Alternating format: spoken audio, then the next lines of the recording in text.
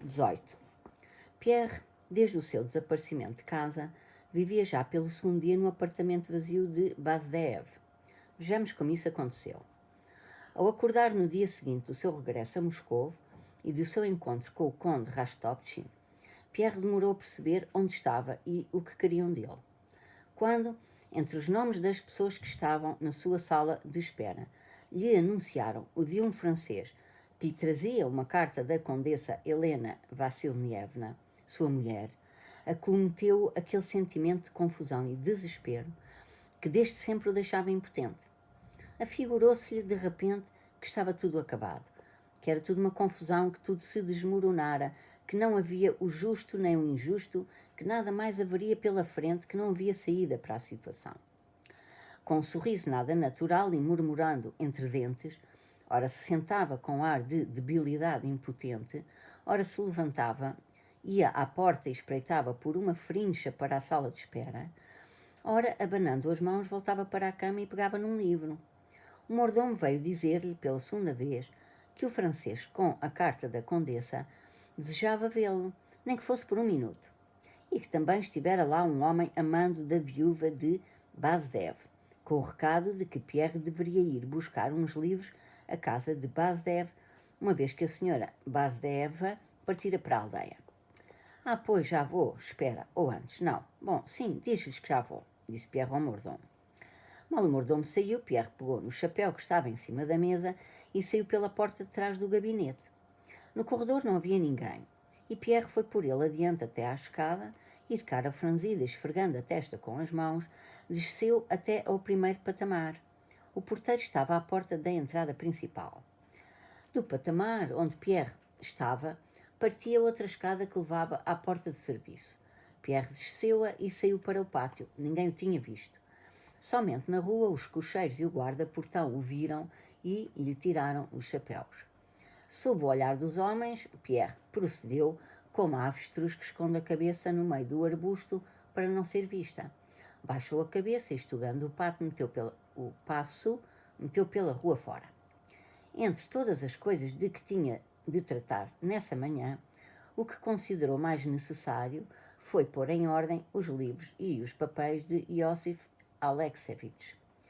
Tomou o primeiro carro de praça que lhe calhou e mandou o cocheiro seguir para Lagos Patriarchi, onde era a casa da viúva de Bazdev.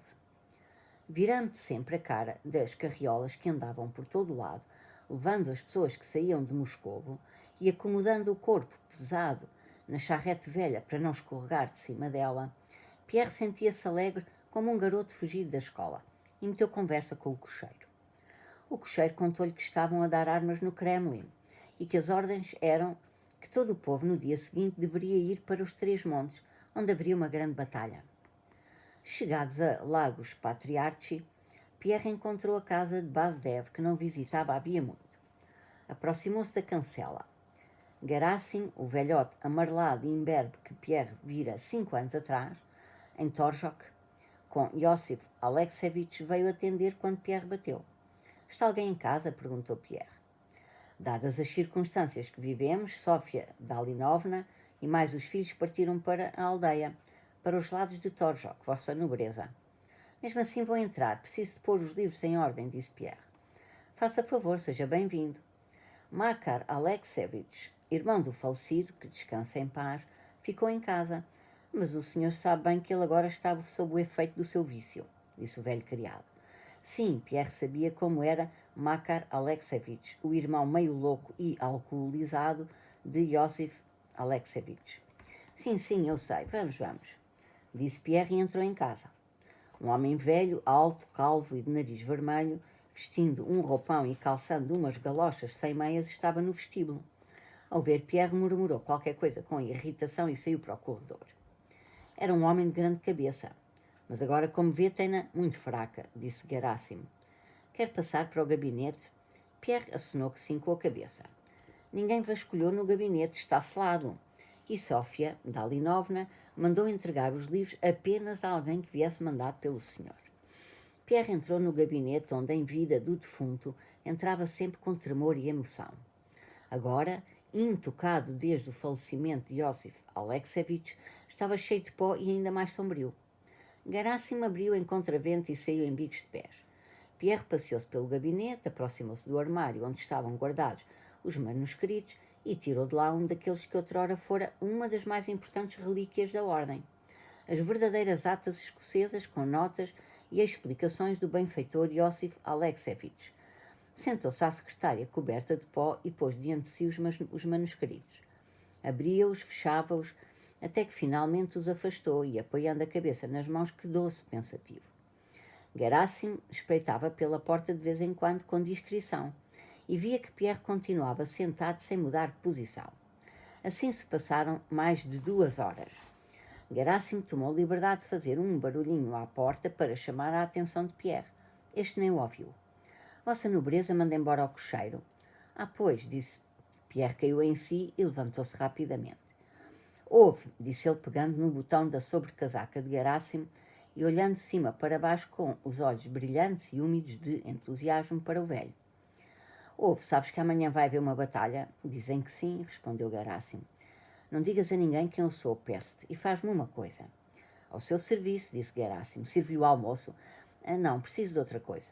Preciso de roupa de camponês e de uma pistola, disse Pierre, corando subitamente. Sim, senhor, disse Gerasim, depois de pensar um pouco. Pierre passou todo o resto do dia no gabinete do benfeitor, andando inquieto de um lado para o outro, como ouvia Gerasim, e falando em voz alta consigo próprio. Dormiu numa cama que lhe prepararam no próprio gabinete. Gerasim, um criado experiente e que já vira muita coisa na vida, reagiu sem qualquer espanto à instalação de Pierre em casa e até ficou contente por ter agora um senhor para servir. Na mesma noite, sem perguntar sequer a si mesmo porque tinha de o fazer, arranjou um cafetã e um chapéu de camponês a Pierre e prometeu que no dia seguinte lhe arranjaria a pistola. Ao fim da tarde, Makar Aleksevich, chapeando com as suas galochas, aproximou-se 2 vezes da porta e parou, olhando com adulação para Pierre. Mas quando Pierre voltava a cabeça para ele, fechava o roupão com vergonha e irritação e afastava-se rapidamente. Quando Pierre, envergando o cafetã do cocheiro, adquirido e limpo a vapor por Gerasim, ia à torre Sukareva comprar uma pistola, encontrou-se na rua com os Rostov. 19. No dia 1 de setembro, Kutuzov deu a ordem de retirada das tropas russas que o fizeram atravessando Moscou e dirigindo-se para a estrada de Ryazan. As primeiras tropas puseram-se em movimento ainda de noite. As tropas em marcha durante a noite não tinham pressa, iam devagar, gravemente. Porém, ao aproximarem-se da ponte Dorogomilovsky, as tropas em marcha depararam-se no outro lado com as massas infindáveis de tropas que se aglomeravam em grande aperto, enchendo ruas e ruelas e correndo pela ponte. Apoderara-se dos homens uma preocupação e um afogamento sem motivos. Todos se precipitavam para a frente, na pressa de atravessarem o rio pela ponte, a vau ou em barcos. Kutuzov preferiu passar pelas ruas de trás até o lugar onde atravessou o rio Moskva. No dia 2, às 10 horas, estavam nos arrebaldes de Dorogomilovo as tropas da retaguarda. O grosso do exército já estava na outra margem do Moskva e fora de Moscou. Ao mesmo tempo, a essa hora e nesse mesmo dia 2 de setembro, Napoleão estava com as suas tropas no monte Poklonaya e olhava para o panorama que se abria diante dele. Desde 26 de agosto a 2 de setembro, ou seja, na semana inquieta e memorável que mediou entre a Batalha de Borodino e a entrada dos franceses em Moscovo, manteve-se todos os dias, para espanto de todos, como sempre acontece, o extraordinário tempo outonal em que o sol baixo aquece mais do que na primavera, em que tudo brilha tanto no ar leve e puro que faz doer os olhos, em que o peito parece fortalecer-se e refrescar-se ao respirar o fragrante ar outonal, em que as noites escuras são tépidas e do céu, assustando e alegrando, parecem chover sem parar as estrelas douradas. No dia 2 de setembro, às 10 da manhã, o tempo estava assim. O brilho da manhã era um milagre. Vista do monte Poklonaya, Moscou abria-se com amplidão, com o seu rio, os seus jardins e as suas igrejas, parecendo um ser com vida própria. tremeluzindo estrelas as suas cúpulas sob os raios do sol. À vista da cidade estranha, com aquelas extraordinárias formas de uma arquitetura que nunca vira, Napoleão sentia aquela curiosidade inquieta e invejosa das pessoas perante as formas de uma vida alheia que não quer saber delas. A cidade parecia viver com todas as forças da sua vida. Pelos sinais indefiníveis, mas infalíveis, que permitem ver a uma grande distância que um corpo está vivo e não morto, Napoleão, desde o monte Poklonaya, via o palpitar da vida na cidade e como que sentia a respiração daquele corpo grande e belo. Esta cidade asiática das inúmeras igrejas, Moscovo a Santa, ei-la então por fim, esta famosa cidade, já era tempo. Disse Napoleão e, apeando-se do cavalo, mandou estender diante dele o mapa desta Moscou e chamou o tradutor Lelorgne de Ville. Uma cidade ocupada pelo inimigo parece como uma rapariga que perdeu a honra, pensava ele, tal como já o dissera a Tutskov, em Smolensk. E era deste ponto de vista que olhava para a beldade oriental que se estendia diante dele e que nunca antes vira. Era uma sensação estranha para ele ver finalmente realizado o seu sonho antigo e que lhe parecia impossível. À luz clara da manhã olhava para a cidade, para o mapa, estudando os pormenores da urbe, e a certeza de a possuir emocionava-o e apavorava-o. Mas poderia ser de outro modo, pensou. Ei-la, a meus pés, a grande capital, à espera do seu destino. Onde estará agora Alexandre? O que pensará ele? Cidade estranha, bela, majestosa. E que estranho e majestoso é este momento. E a que luz eles me veem, pensava, tendo em mente os seus soldados. Ei-la, a recompensa de todos estes homens incrédulos, pensava, lançando os olhos para o seu séquito e para as tropas que se aproximavam e formavam. Basta uma palavra minha, um gesto da minha mão, e afunda-se na perdição esta capital antiga dos czares. Mas a minha clemência estará sempre pronta a descer sobre os vencidos. Tenho de ser magnânimo e verdadeiramente grande. Mas não pode ser verdade que eu esteja em Moscovo. Passou-lhe chofre pela cabeça. No entanto, lá está a meus pés brilhando e tremeluzindo das suas cúpulas e cruzes sob os raios do sol. Mas eu poupo-a. Escreverei grandes palavras de justiça e misericórdia sobre os monumentos antigos do despotismo e da barbárie. Para Alexandre, o mais doloroso será perceber precisamente isso. Conheço bem. Parecia a Napoleão que o significado principal do que estava a acontecer se resumia à sua luta pessoal com Alexandre. Das alturas do Kremlin, sim, é o Kremlin, é ele, ditar-lhes-ei as leis da justiça, mostrar-lhes-ei o significado da verdadeira civilização, obrigarei todas as gerações de boiardos a recordarem com amor o seu conquistador.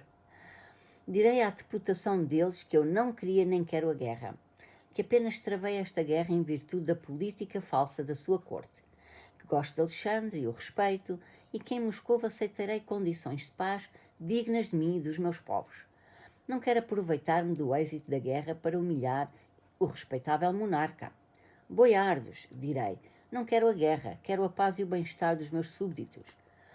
Aliás, sei que a presença deles me inspirará, e falarei como falo sempre, clara, solene e majestosamente. Mas será mesmo verdade que estou em Moscovo?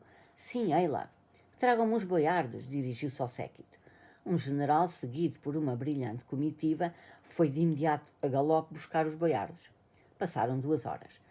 Napoleão tomou o primeiro almoço e de novo se foi postar no mesmo sítio do monte Poklonaya, esperando a deputação.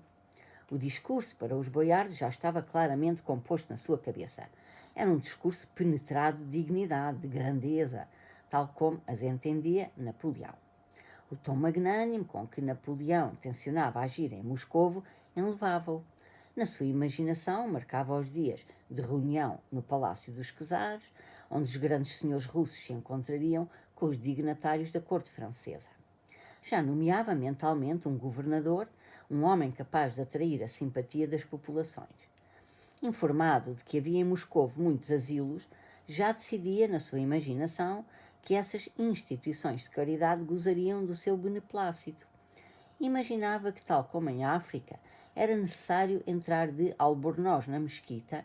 Em Moscou era preciso ser misericordioso com os czares.